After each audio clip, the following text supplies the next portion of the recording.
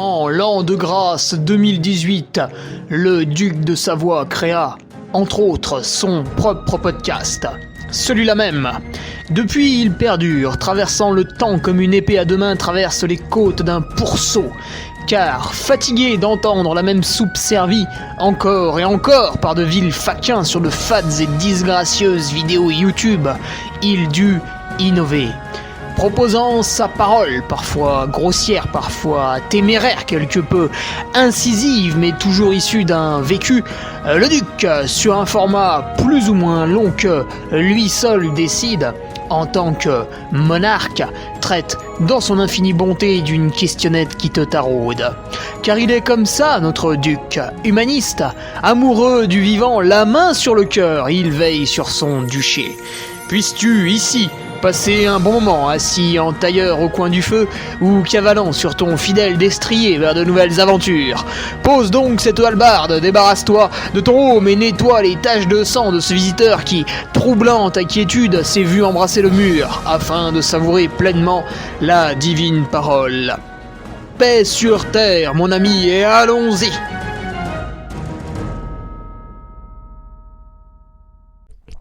Et bonjour à tous, alors nouveau podcast numéro 184 avec une question de notre patriote Florent Colson, une petite question qui traitait du jeûne intermittent qu'on a gentiment rebaptisé le jeûne intermittent va-t-il me faire devenir Hulk ? Et oui, c'est un petit peu ce qu'on vous sert en ce moment. C'est cyclique, hein, c'est un petit peu comme toutes les modes. Voilà, à un moment donné, on va vous parler du cétogène. Après, on va oublier ça pendant une dizaine d'années. Puis là, vous avez un petit malin qui va vous le ressortir en pensant qu'il a inventé l'eau chaude. Et ben, c'est un petit peu ce qui se passe avec le jeûne intermittent ces temps. Donc, je me suis muni de mon Sébastien Diffenbrom pour répondre un peu à la question. Est-ce que c'est bien ? Est-ce que c'est mal ? Alors, en fait, la réponse, c'est oui. Et c'est aussi non, donc c'est un peu compliqué. Du coup, on va développer avec Seb. En attendant, je remercie les nouveaux patriotes, Thibaut Delven, Raphaël Servigna, Hervé Augoyard et Lionel Badet. Voilà, Lionel qui est directement filé sur le forum, et il a bien fait. Il a bien fait, Lionel, puisque vous l'avez peut-être vu sur le forum, ça y est, grâce à Florent, Flo Why Not, vous avez de superbes illustrations. Alors évidemment, je l'ai rémunéré puisque c'était un illustrateur, il le marque dans sa signature, un illustrailer, en plus il a de l'humour, et c'est vraiment très joli les petits dessins qu'il a fait pour justement illustrer ce forum. C'est un peu plus beau que les photos lambda que j'avais mis.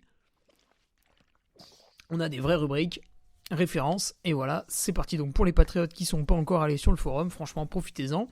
Ça, on va bientôt fêter les 1 an là, à la fin de l'hiver, et c'est une mine d'or. Hein. On va développer quelques trucs aussi pour avoir des calendriers intelligents, et voilà, ça va être sympa. Toujours pour les patriotes, pour vous remercier un petit peu de ce suivi, j'ai pensé à un cadeau de Noël. Voilà, donc alors vendredi 25 décembre, vous le savez, c'est Noël. Donc là, on est en famille, on touche pas trop à l'ordinateur. Vous aurez votre cadeau de Noël samedi 25 décembre, le dimanche 26 décembre. Voilà, le cadeau de Noël sera fait aux patriotes. Ce sera un article surprise. J'y ai pensé, un très très beau cadeau de Noël.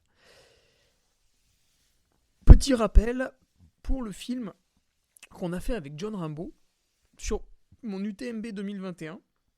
Alors finalement, nous avons pris le temps de le retravailler encore un petit peu, donc il est encore mieux que ce que j'avais vu la première fois. Donc n'hésitez pas vraiment à nous rejoindre au cinéma Jacques Perrin à 20h à Tarare, le jeudi 23 décembre. J'ai mis une petite billetterie en ligne pour pouvoir quand même compter qui est qui, puis surtout il y a un maximum de 200 places.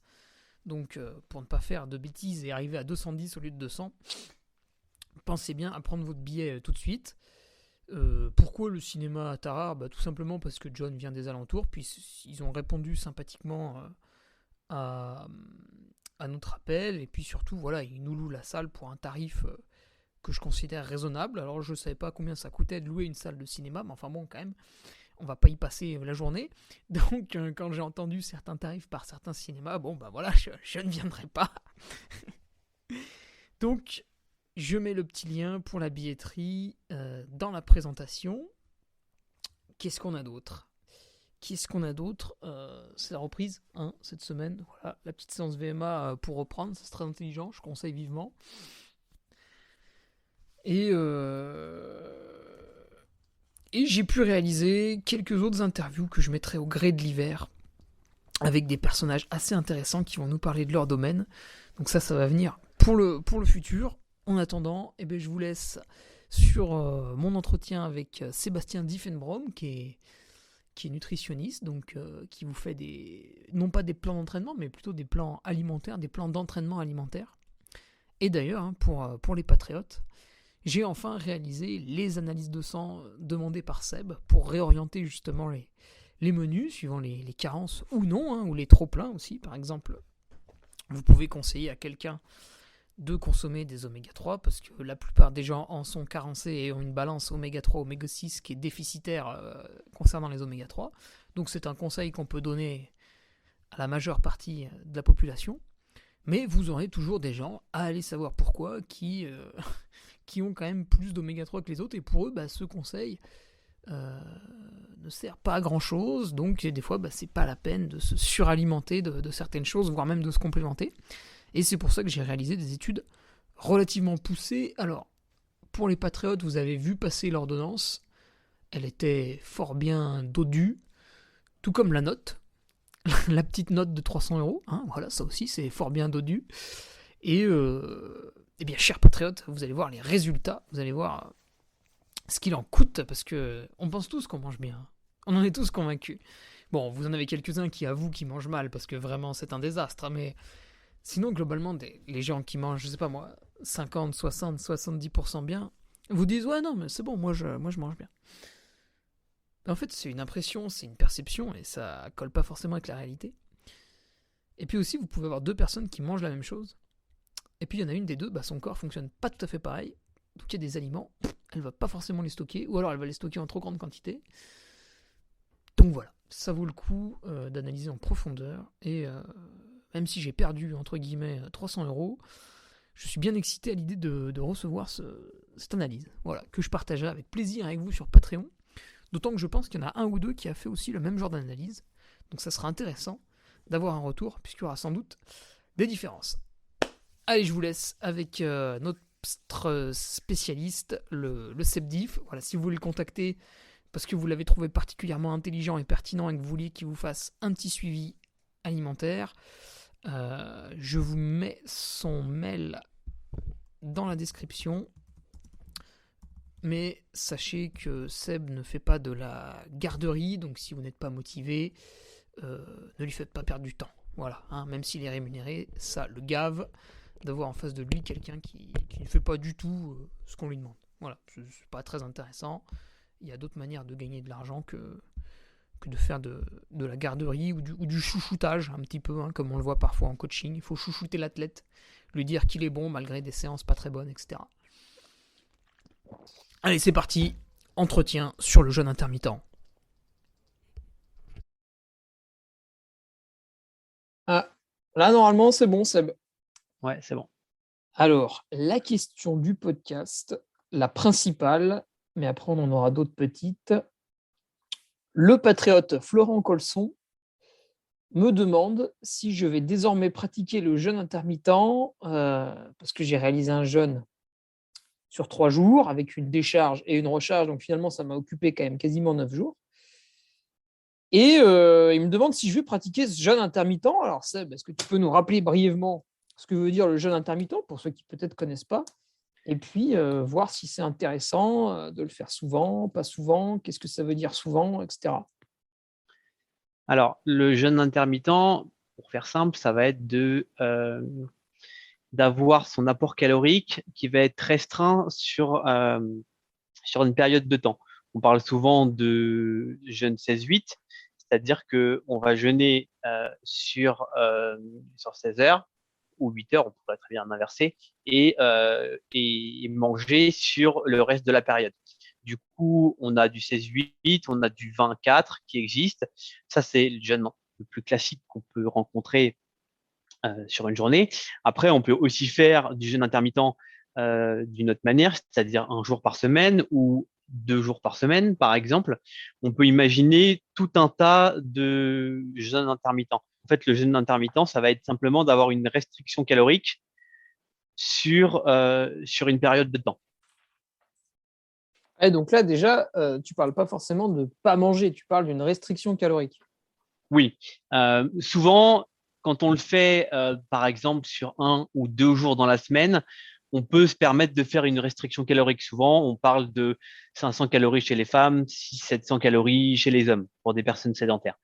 Euh, Ça, c'est dans le cas où on fait une restriction calorique. Par contre, le jeûne intermittent plus classique qu'on a l'habitude de voir, ça va être de sauter un repas sur un jeûne 16-8. Ouais, le plus facile, celui qui est vendu un peu par les ayatollahs du jeûne intermittent, parce que ça plaît aux gens, c'est de sauter le petit déjeuner. Parce que la Oui, majeure partie des gens déjeunent pas ou mal. Alors ça commence très tôt, hein, tu vois, ma mère qui est institutrice voit des enfants arriver le matin, ils n'ont pas déjeuné. Et donc c'est facile de dire aux gens, bah, attendez, vous allez faire du jeûne intermittent. Alors là, ils vous écoutent, ils font, waouh, c'est génial. Vous allez sauter le petit déj. Puis en fait, vu qu'ils déjeunaient déjà pas avant, ça demande quasiment pas d'effort. ouais. Alors, sauter le petit déjeuner, c'est pas forcément celui qui est recommandé. Malheureusement, c'est peut-être le plus simple pour des questions pratiques, parce qu'effectivement, tu dis l'enfant qui va à l'école, comme ça, c'est plus pratique pour les parents. Et puis, c'est aussi plus pratique pour les parents de ne pas déjeuner. Mais malheureusement, c'est pas idéal parce que on a besoin d'acides aminés essentiels pour notre bon fonctionnement. Et je pense notamment à la tyrosine et au tryptophane qui sont nécessaires pour nos neurotransmetteurs. Dopamine, sérotonine, qui devient ensuite mélatonine. Et ces acides aminés, bon, on a un stock interne, donc on, on puise dedans, mais il va être essentiellement renouvelé par nos apports en protéines le matin et un petit peu au déjeuner. C'est-à-dire que quelqu'un qui va sauter son petit déjeuner tous les matins, toute la semaine, eh ben, il y a un risque d'avoir un déficit d'acides aminés, tyrosine, précurseur de dopamine et des hormones thyroïdiennes, et de tryptophane pour la sérotonine, qui devient mélatonine pour, euh, pour dormir la nuit. Voilà, donc c'est pas forcément une bonne idée de sauter le petit déjeuner. Idéalement, si on doit sauter un repas et faire un jeûne, c'est plutôt le repas du soir qu'il faudrait sauter parce que c'est souvent un repas qui est normalement un peu plus léger pour qu'on puisse bien dormir. Donc si on le saute, c'est moins gênant sur ces aspects-là. Mais il faut remettre ça au niveau individuel, c'est-à-dire qu'il y a des personnes qui peuvent ne pas prendre de petit déjeuner tous les jours et qui n'auront aucun problème de neurotransmetteurs. Par Mhm. contre, il y en a d'autres, et ben, au bout de quelques jours, ça commence à devenir un petit peu problématique. C'est-à-dire qu'ils vont avoir des compulsions sucrées en fin de journée à 16-17 heures, où le dîner, c'est l'orgie gustative, quoi. Ou sinon, des mauvais sommeils, avec des réveils un petit peu nombreux dans la nuit ou un petit peu tôt le matin. Voilà, après, il y a tout un tas de symptômes. Mais voilà, faut remettre en fonction de l'individu, parce que chez certaines personnes, ça ne causera pas de problème. Par contre, chez d'autres, on se rend compte que c'est pas une bonne idée. Ok, donc on ne peut pas suivre tous les petits conseils de certains Et youtubeurs non, qui disent voilà, sauter le petit déjeuner, c'est génial, vous allez y non. arriver. Du coup, ce jeûne intermittent, là, tu nous as dit peut-être 1 ou 2 jours par semaine, mais moi, quand tu m'as eu un petit peu en off, tu m'as dit que. Donc j'étais très, très motivé après mon jeûne. Je me suis dit, putain, Seb, c'est génial, j'ai réussi ces 3 jours sans manger. Faire du jeûne intermittent, ça me paraît hyper facile maintenant. Vas-y, je suis chaud, on l'intègre à l'entraînement, etc. Parce que Sébastien est mon nutritionniste. Et tu m'as dit, hop, hop, hop, hop, hop, hop, hop, calme-toi, Hugo. On va peut-être en faire un une fois par mois déjà. Ouais. Alors en fait, il faut dissocier, on va dire, le sédentaire, le sportif récréatif, entre guillemets, c'est pas péjoratif quand je dis ça, hein, ou le sport un peu santé, et le sport performance. Hmm. Voilà. Parce que la personne sédentaire, effectivement, elle peut faire du jeûne intermittent ou des jeûnes régulièrement, 1 ou 2 jours dans la semaine, comme je disais tout à l'heure. c'est une très bonne chose. Ça a plein d'intérêts pour la santé. On pourra y revenir si tu veux. Et ça, c'est assez simple. Et puis, c'est surtout que c'est des personnes qui souvent ont l'habitude enfin, mangent beaucoup alors que on est toujours à manger 3, 4 repas par jour, alors qu'une personne sédentaire n'a pas forcément besoin d'avoir tous ces apports. Après, il y a le sportif, on va dire lambda, bon, sport santé, etc. Là aussi, on peut le faire une journée dans la semaine, par exemple. Ça passe quand même assez facilement. C'est une personne qui s'entraîne 3, 4 fois par semaine. Donc, or, prenons ce que je disais tout à l'heure, c'est-à-dire bah, il faut trouver ce qui convient, c'est-à-dire soit le petit déjeuner, le dîner, même si en règle générale, le dîner, ça, c'est quand même mieux, ou sinon, un jour dans la semaine avec une restriction calorique à 500-600 calories, par exemple. Voilà, c'est des idées. Après, pour le sportif, euh, comme toi, plutôt orienté élite, compétition, c'est plus compliqué. Parce qu'il y a souvent un gros volume d'entraînement, 20-25 heures semaine. Et là, eh ben, souvent, le jour de repos, on pourrait potentiellement le caser, bah, ça va être après 2 voire 3 jours, avec un gros entraînement, surtout en période de prépa. Et là, bah, il y a souvent un gros déficit calorique à combler. Alors, l'apport calorique, il se lisse sur plusieurs jours. Donc, c'est normal d'avoir un déficit, par exemple, le lundi, quand on a fait lundi, mardi, quand on a fait un gros volume le week-end. Mais si à ça on rajoute un jeûne intermittent, ça peut être compliqué, quoi. On peut se tirer un petit peu une balle dans le pied. Bah, c'est Cherche. ce que j'avais vu un tout petit peu avec. C'est quoi? C'est l'hiver dernier qu'on a utilisé Chronometer pendant 3 jours.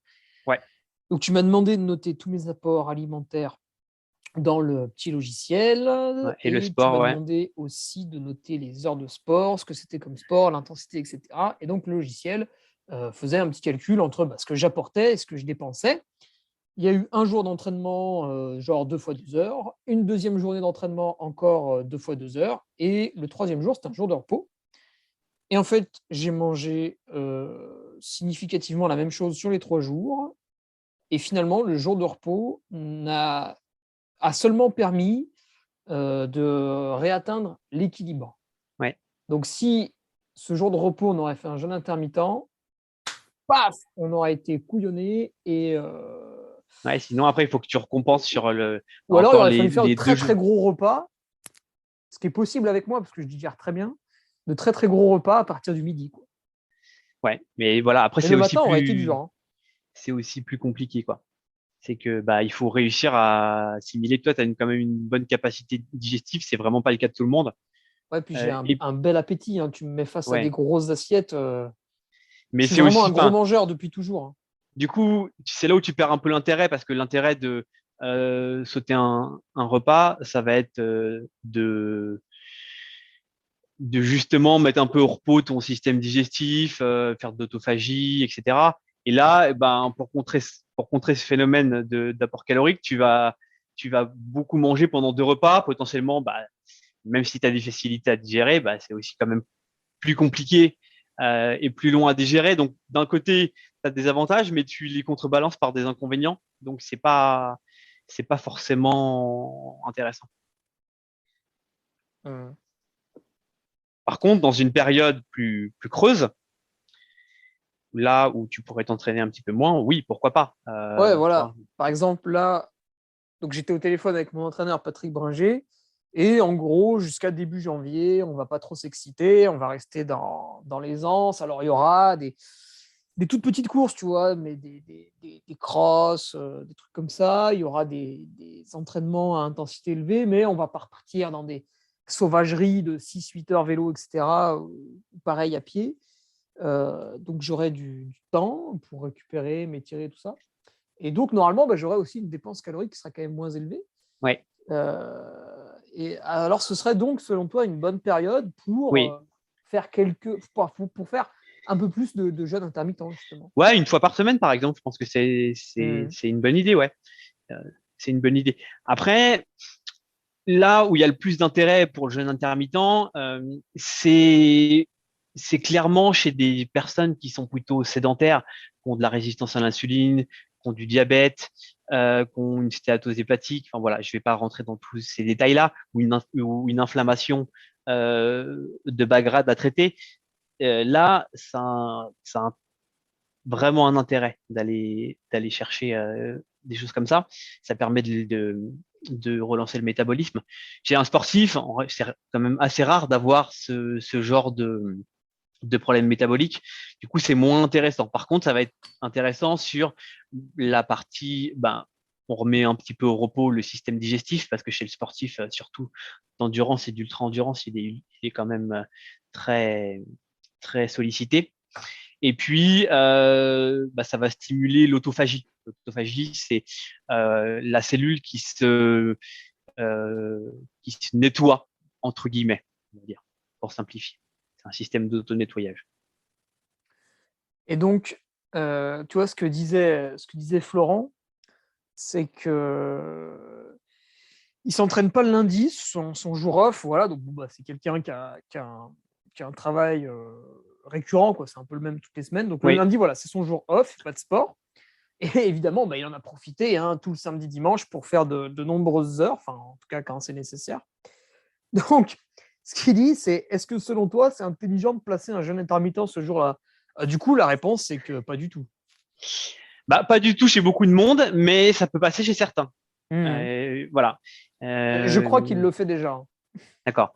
Bah voilà, il faut voir qu'est-ce que c'est comme volume le week-end. C'est toujours pareil.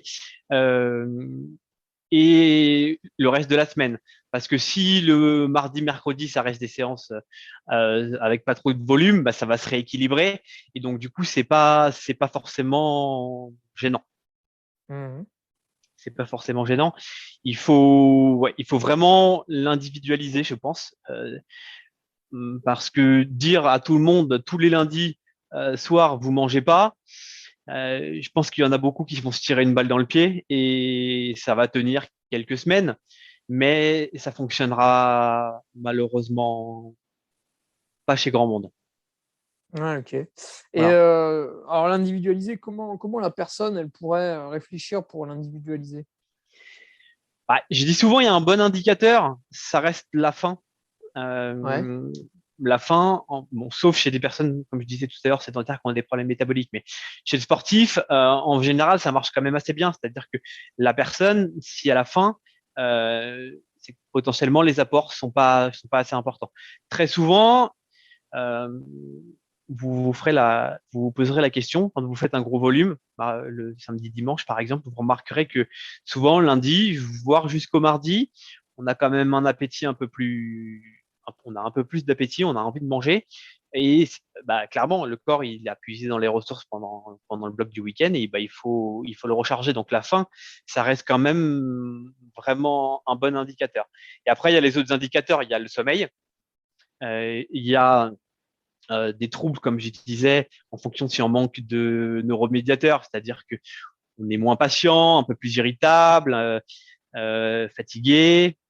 Toutes ces choses-là, ça peut mettre la puce à l'oreille. Et puis, bien évidemment, si on fait un jeûne intermittent tous les lundis et que le mardi à la VMA ou une autre séance de qualité, on est devenu nul alors que c'était pas le cas avant, il faut se poser la question. Mhm. Tu vois, ça peut être des pistes comme ça de réflexion.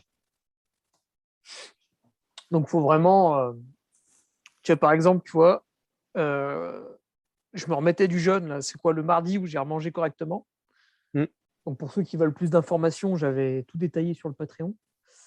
Et bah, si tu veux, je me suis remis du jeûne. Voilà, c'était en même temps pendant la coupure. Bon, je te cache pas qu'une fois que j'avais mangé un peu le mardi, j'étais revenu à un état quand même assez stable. Le mercredi, voilà, j'ai mangé, mais sans un appétit démesuré. En fait, ce qui est assez étonnant, on se dit, tiens, on sort d'un jeûne, je vais bouffer la table. Bon, pas du tout. En fait, ça te recentre un peu. Et le Ouais. jeudi matin, tu vois, je me suis levé tard, j'avais pas trop envie de manger, tout ça. Le midi, on était invité chez mon frère à manger. Et bah, en fait, j'ai fait un jeûne intermittent le jeudi matin, du coup, tu vois, comme ça. Hop. Ouais, après, là, tu étais dans une période vraiment sans sport. C'est pour ça que, Très, très calme. ouais, du coup, Très, très déjà, calme. on a fait un jeûne quand même, bah, comme tu dis, quasiment 9 jours. Enfin, on n'est pas obligé d'aller. on peut quand même le limiter. L'avant et l'après, on peut le faire ça en 24, 36, 48 heures. On n'est pas obligé d'aller pousser ça jusqu'à 3 jours. Mais là, tu étais dans une période où c'est facile de le faire. Et aussi, tu as eu l'intelligence de pas faire grand-chose pendant ces 3 jours. Alors, l'intelligence, très franchement, ça m'a été imposé par mon corps, hein. Ouais, mais j'ai dit ça parce qu'il y en a enfin, qui essayent quand même on a beau leur dire de faire ça dans une période où bah on n'est pas stressé, il n'y a pas forcément à aller déposer les enfants à l'école le matin, courir au bureau, à une réunion, le midi faire les courses, etc., faire sa séance de sport. Voilà, si on fait ça dans un environnement comme ça, c'est sûr que ça marche pas. Et au bout de 48 heures, en général, c'est plié et les gens y renoncent parce que c'est trop compliqué. Il faut vraiment être dans une période de calme, presque partir en week-end, en vacances, faire un petit peu d'activité physique, mais ça va être une marche, voilà. Ça peut être un peu d'étirement, mais ça va pas être d'aller faire un footing. Encore que le petit footing, ça pourrait passer, mais faudrait pas transformer ça en footing actif suivi d'une PPG et puis ensuite faire tout un tas d'autres activités, quoi, du jardinage ou autre. Ouais, ouais, bah en fait, moi, je suis parti en footing, mais vraiment tout doucement, tu vois, 10 km/h sur du plat. Et en fait, en l'espace de 15-20 minutes, mon corps s'est complètement bloqué et je suis rentré en marchant. Ouais. Et j'ai senti, tu sais, vraiment le ventre qui faisait un trou, enfin, qui se creusait. Et à ce moment-là, je me suis dit, là, si tu continues, tu vas te mettre dans un état extrêmement dangereux, tu vas remanger. Donc, arrête-toi maintenant avant de tout foutre en l'air. Ouais, ouais, c'est ça. Bah, pour le coup, tu as bien fait. Après, avec l'habitude, parce que t'es pas encore habitué trop à utiliser des corsets toniques, mais une fois qu'on a l'habitude, c'est pas gênant. Euh, on pourrait faire ça plus facilement. Nico, par exemple, Nico Martin, il arrive quand même pendant son jeûne à aller faire des petites sorties en montagne sans problème. Bah, Enfin, c'est ça. Alors, moi, je il m'étais a quand servi même de une très Nico. bonne lipolyse. Ouais, ouais. Je m'étais servi de Nico en exemple, mais c'est vrai que Nico, c'est quelqu'un, bon, déjà, il a plus d'expérience que moi là-dessus. C'est quelqu'un qui aussi mange assez peu. Euh, bon, on est loin de l'appétit d'oiseau de Patrick, mais bon, Ouais. Nico, il se fait quand même moins de bonnes grosses assiettes que moi. Donc, ouais, en fait, c'était un mauvais exemple pour moi. Ouais. Ce qu'on aurait pu oublier sur ce jeûne intermittent, Seb? Bah, je sais pas, je voulais y revenir parce que il y avait Nadine qui m'avait reposé la question. J'ai détaillé un petit peu au début, Sur le mais forum? ouais, en fait, elle a son expérience personnelle, c'est que elle peut sauter un repas de temps en temps, ça lui pose pas de problème, ou jeûner euh, une journée par exemple ou deux. Mais par contre, elle a des problématiques si elle fait du jeûne intermittent régulièrement. Euh, et donc, du coup, elle disait qu'elle avait des compulsions sucrées, euh, qu'elle devenait grognon, etc. Donc, c'est ce que je disais, en fait. C'est que, Ah, ça, c'est les mauvais indicateurs. ouais, c'est ça. En fait, on manque d'acides aminés, euh, tryptophane, qui font que on a moins de sérotonine. Et du coup, en fin de journée, pour le cerveau, en fait, il a besoin de ce tryptophane pour faire de la sérotonine. Et pour que ça passe la barrière au niveau cérébral, et ben en fait, il y a des compulsions sucrées qui font que et ben ça libère le tryptophane de l'albumine et que ça passe la barrière. Et du coup, voilà, ça permet un petit peu de, de contrecarrer le truc. Mais ça veut dire qu'il y a un problème, c'est que bah, il manque ça manque de tryptophane et parce que bah, le petit déj a été sauté quoi. Mmh. Donc Ouais. c'est normal, ça le fait pas à tout le monde. Mais si on le fait une fois par semaine de temps en temps, ça le fera même à personne. C'est même, comme je disais, c'est une bonne chose. Mais si on s'y met régulièrement, tous les jours chez un sportif, je pense que c'est quand même très compliqué. Mais comme tu disais, il y a des gens qui ont des appétits, voilà, qui ont moins besoin. On pense à Patrick, par exemple, il pourrait presque faire un jeûne tous les jours et que ça lui poserait pas de problème. Mais c'est clairement pas la majorité des gens. Ouais. Et oui, puis il ne faut pas oublier que des fois, voilà, on nous montre celui qui y arrive, celui qui y a réussi, puis derrière, vous avez 100 ou 1000 personnes qui n'y arrivent pas, quoi. Ouais, c'est même plus souvent on est plus souvent ouais, dans ce cas-là. Ouais.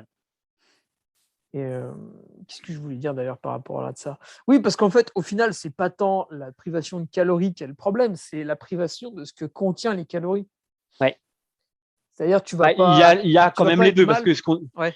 il y a quand même les deux parce que ce qu'on disait, c'est que si tu fais ça après un gros bloc d'entraînement, forcément, tu as un déficit calorique à aller combler. Donc là, Oui, c'est un oui, problème bah, c'est tes vraiment. muscles qui Mais vont. bon, ça va se rééquilibrer sur les jours suivants si on fait ça intelligemment. Mais ça causera pas de problème, comme on vient d'évoquer, quand on a un déficit d'acide aminé. Mais ça va mettre un peu plus de temps parce qu'on a un stock quand même. C'est pas ce que je mange à 8 heures le matin qui me sert forcément 4 heures après. On a un peu de stock. Mais si on commence à lancer un jeûne intermittent tout le temps, on puise dans le stock et forcément ce stock se renouvelle pas, un petit peu comme avec le fer. Et donc du coup, bah, au bout d'un moment, le stock il est vide, hein. Hmm. Et puis on se retrouve avec un petit peu des syndromes dépressifs ou bah, tout ce qu'on a évoqué tout à l'heure, quoi. Ok. Qu'est-ce qu'il nous disait après, Florent? Tiens, il se posait la question, le jeûne intermittent, sur 16 heures, puis les 8 autres heures, on les passe entre guillemets à manger. Ouais, Et est-ce qu'il peut ça c'est le pousser plus le classique. Ouais. truc, tu vois, s'il le fait de temps en temps, que ça se passe bien, etc. Est-ce qu'il peut pousser le truc à faire 20 heures, 4 heures, et peut-être même de temps en temps une journée 24 heures complète? À 20h, 4h, je trouve que c'est quand même très compliqué C'est parce que hard. ça veut dire il faut réussir à manger quand même. Ah oui, parce que tu manges pendant que tu dors, en fait. Enfin, bah, Bah, du coup, tu non, dors pas, mais. non, parce qu'en fait, tu décales, mais en gros, tu n'as qu'une fenêtre de 4 heures pour manger. Donc potentiellement, si tu gardes ton petit déjeuner, bah, tu prends ton petit déj et puis c'est fini, quoi. Hmm. Tu peux reprendre une collation au milieu de matinée, mais c'est quand même pas idéal. Après, il y en a qui font des OMAD, ça s'appelle One Meal a Day, donc un Ah repas ouais, dans la donc un journée. repas dans. Ouais, ok. Mais là, Nomade. c'est clairement pas chez le sportif, c'est chez des gens qui ont des problèmes métaboliques, comme je disais tout à l'heure. Et ça les aide beaucoup. C'est des diabétiques, c'est des gens qui ont fait régime yo-yo pendant des années. Et là, ils ont plein de problèmes métaboliques qui font que pour eux, c'est plus simple d'être comme ça. Ils y gagnent, ils ont moins de pulsions sucrées, etc. Ils font un gros repas et voilà, ils pensent plus à manger le reste de la journée. Mais chez un sportif, non, c'est clairement pas une bonne idée. C'est clairement pas une bonne idée. Ah, c'est hyper vendeur, Omad. Tu sors un nouveau terme comme ça, les gens, ils achètent. Ouais, ouais, Genre, bah ah, oui, qu'est-ce oui, que hein. c'est et tout. Et hop. Ouais, mais malheureusement, bah c'est pareil, hein, c'est en fonction de l'individu, quoi. On peut pas aller coller ça à un sportif alors qu'on pourrait très bien l'utiliser, au moins temporairement chez une personne obèse avec un prédiabète, quoi. Hmm. Et sinon, il y avait une question intéressante dans ce qu'il disait sur Ouais. la recharge ou la décharge. Il avait un petit peu peur pour son glycogène musculaire. Et ouais. Ouais. Mais en fait, Alors, moi, j'ai eu l'impression que mes cuisses étaient vidées hein, pendant le jeûne. ah bah oui, À la c'est limite, normal. visuellement, ça se voyait, quoi. Alors, c'est aussi une histoire d'eau parce qu'en fait, comme tu perds ton glycogène, tu perds l'eau qui va avec les 3-4 grammes d'eau qui sont nécessaires pour le stockage. Donc, Hmm. du coup, en fait, tu perds 2-3 kilos, mais c'est de l'eau quasiment. Et puis, les 400-500 grammes de glycogène musculaire que tu as. Mais après, ça fait machine arrière et tu reprends toute l'eau. Ouais. Euh, mais en fait, le glycogène, il est important d'être à 100% et les stocks pleins avant une course, et d'autant plus sur un ultra. Par contre, au quotidien, on n'a pas besoin de refaire ces stocks de glycogène tout le temps entre chaque séance. C'est Oui, d'ailleurs ça d'ailleurs, c'est quelque chose que tu me faisais faire. ouais, c'est ça. Quand on fait du train low, du slip low, bah là, pour améliorer un petit peu sa lipolyse et puis simuler un peu l'effet course, parce qu'en course, voilà, on n'a pas une lipolyse à 100%, enfin, elle est à 100% au départ. Et puis, quand on fait un start comme Hugo et on en a épuisé la moitié en 10 minutes, mais Et chez le commun oui. des mortels, ça dure un peu plus longtemps. Alors, c'était le petit joke. Et oui, mais je ne le Euh, ferai plus. Voilà. Ça va changer. mais du coup, 2022, le renouveau.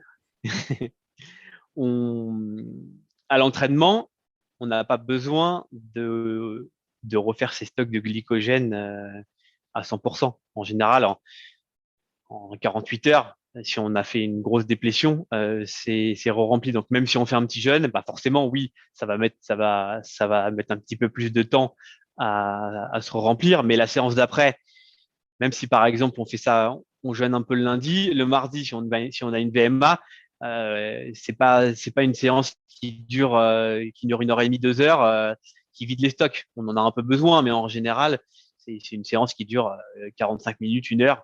Donc même si les stocks sont pas de nouveau pleins, c'est pas grave. Donc ça, faut pas trop s'inquiéter là-dessus. Ok, Après, bien ouais. évidemment, faut pas faire ça. Faut pas jeûner tout le temps, 3, 4 jours dans la semaine, parce que là, ça devient aussi plus, voilà. Là, oui, ça va devenir problématique, mais 1 fois par semaine, c'est pas gênant. Pour le Ok. glycogène, j'entends. Hmm. Eh ben, ouais, est-ce qu'on a tout traité là? Moi, j'en ai plus, en tout cas, plus de Florent. Non, je pense que c'est bon, ouais.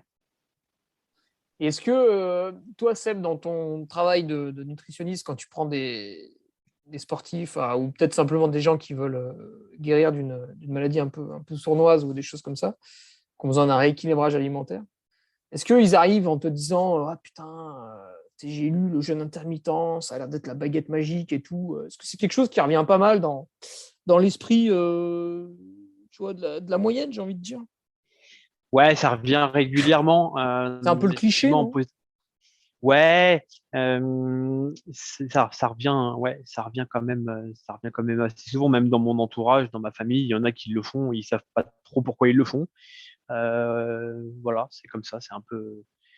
euh, mais malheureusement, il y a souvent des problématiques à régler avant. Pas chez le sportif forcément, mais encore que, par exemple, un sportif qui a une sportive qui est en hypothyroïdie, carence en fer et autres, si on commence d'emblée à déjà à les remettre en jeûne intermittent, bon, si elle n'a pas de poids à perdre ou de problème métabolique, comme je disais tout à l'heure, ça va être un peu compliqué. Il faut déjà peut-être régler son problème de thyroïde ou son problème de fer avant d'aller optimiser le truc, quoi. Hmm. Parce que bon, c'est un peu comme si on ferait un peu le parallèle avec l'entraînement, tu vois, il faut quand même avoir quelques bases solides sur un peu tout en VMA, au niveau renforcement musculaire, etc.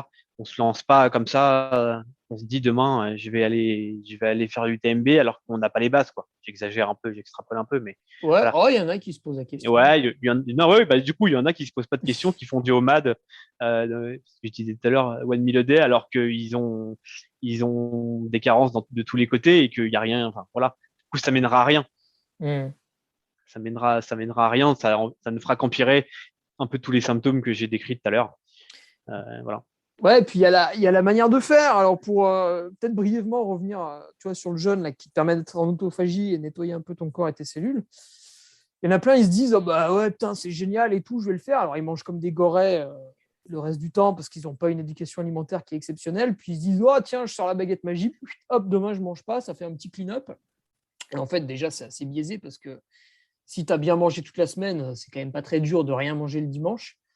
Par contre, moi, j'avais vu avec cette décharge progressive, donc bon, je l'ai détaillé sur Patreon, mais en gros, quand tu attaques le jeûne, du coup, tu n'as vraiment plus rien dans le bide parce que, par exemple, déjà la Ouais. veille, tu as bu que des jus. Déjà, quand tu attaques le jeûne, tu n'es pas bien. Enfin, tu n'es pas bien. Tu es déjà dans une certaine lutte quand même. Ouais, ouais, toi, Euh, on a fait la version un peu, voilà, un petit peu longue parce que c'était dans la période qui va bien. ouais, ouais. Mais effectivement, si tu fais l'orgie tout le temps et ou tu fais l'orgie, enfin, tu te dis, je saute le dîner et que tu fais l'orgie jusqu'à 16 heures et qu'au final, t'as passé ton temps à bouffer de la merde toute ta journée, je suis pas certain que ça soit bien intéressant, quoi. Hmm. Parce que oui, ça, il y a un peu d'autophagie, etc. Mais si à côté, enfin, tu t'as mangé vraiment de la merde toute la journée, c'est clairement pas le bon plan, quoi. Ah ouais, c'est pas. Il y a vraiment une je veux dire, un avant et un après à cette privation de nourriture, que ce soit au niveau du jeûne intermittent ou ou du jeûne tout court, parce que pour le jeûne intermittent, ce que tu as dit au début, c'est qu'en fait, à un moment donné, on ne décide pas de le faire le lendemain alors qu'on vient de sortir d'une grosse séance, etc. quoi. Ouais. C'est un outil qui peut paraître facile à utiliser pour certaines raisons, mais qui, en fait, si on veut faire correctement, faut réfléchir un petit peu. Ouais, il faut réfléchir ou être suivi par quelqu'un pour le placer au bon endroit et faire ça effectivement intelligemment. Ouais. Et par contre, c'est un très bon outil que je conseillerais plutôt pour les problèmes métaboliques que j'ai évoqués tout à l'heure, moins chez le sportif, sauf en période un petit peu plus light ou en période de coupure, quoi. Ok. Et ouais, c'est un bon outil, un peu comme, tu vois, j'aime bien faire le parallèle avec ça. Dire que c'est bien de faire des séances de VMA, mais si j'en fais tous les 2 jours, ça va pas marcher, quoi. C'est ça. Surtout si tu prépares l'UTMB. Ouais. C'est un peu, tu vois, c'est un peu ça. Parce que celui qui fait une séance de VMA tous les 2 jours et qui prépare un cross ou un truc vraiment court, pourquoi pas. Tu vois, ça serait un peu à l'image de celui qui fait un nomade et qui a un gros problème métabolique. Voilà, oui, voilà. Ça fonctionne et c'est très bien. Par contre, si tu prépares l'UTMB, tu vas peut-être pas aller te coller une VMA 2-3 fois par semaine. Et du coup, tu vas pas faire un jeûne 2-3 fois par semaine non plus, quoi. Mmh. Ok, ouais. Merci Seb. Avec plaisir. Pas d'autres questions que tu voyais Non, pour moi c'est bon sur ce sujet-là. Je pense qu'on a un petit peu fait le tour. Je pense chacun doit un peu essayer s'il a envie et pas se laisser un peu effet de mode, etc. Faut avoir envie. Il y en a qui ont envie d'essayer, qu'ils essayent en fonction de la période. Enfin, tout ce qu'on a dit, tout ce qu'on a pu évoquer, qu'ils essayent et puis qu'ils voient ce que ça donne sur eux. C'est quand même la meilleure des choses. Meilleure des choses à faire. Tu vois, comme je reviens sur Nadine, elle s'est rendue compte par elle-même en testant que ça lui convenait pas. Voilà, le problème est réglé. Ouais, ça sert à rien d'insister comme un bourrin, quoi. Ouais, non, c'est ça. Il faut pas insister. Si on voit que ça passe pas, ça passe pas. On réessaye à une autre période où il y a peut-être moins de volume, où c'est plus propice, on est moins stressé au boulot, etc. Parce que faut pas oublier que tout le monde n'a pas les mêmes rythmes de vie, quoi. Donc on peut pas calquer le même planning. Comme on calque pas le même planning d'entraînement à tous les athlètes, on calque pas le même planning alimentaire et nutritionnel à tout le monde. Ah, exactement. Voilà. Bon, Seb, je te remercie. Si ça a éveillé quelques curiosités pour te demander des conseils, voir un suivi en nutrition, on peut te retrouver où? On peut m'envoyer un petit mail sans problème, ou sinon me contacter via Facebook ou Instagram, avec plaisir. Ouais, je mettrai ton mail dans la description pour ouais, ça marche. Pour ceux qui le souhaitent. Si d'autres sujets, avec plaisir pour refaire un petit podcast. Nickel. Bon, je te remercie pour ton temps en tout cas, Seb. Merci. Allez, passe une bonne journée. Salut. Et à toi aussi. Salut.